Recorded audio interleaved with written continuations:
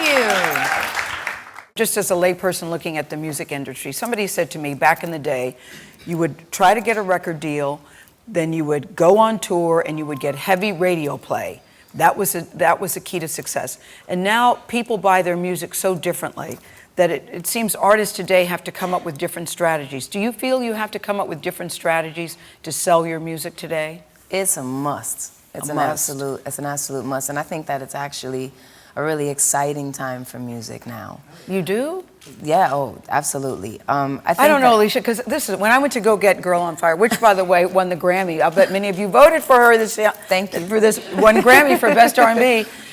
I had to go to 3 different places because I still like getting the CD and reading the liner notes. I know what you mean. I still like how it feels and reading it and picking it apart. But now people get it in many different ways, so you have to be creative.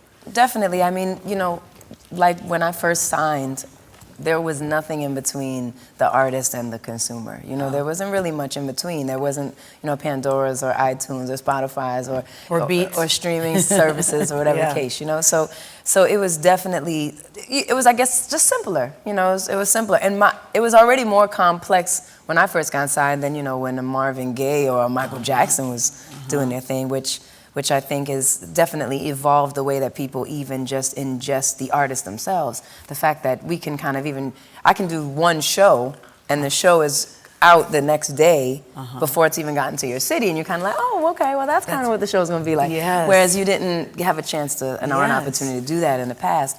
But with all that said, it does create a lot of middlemen that do in some ways get in the way, and in other ways it also creates these beautiful outlets and opportunities to do things in ways that are new and thoughtful and unique.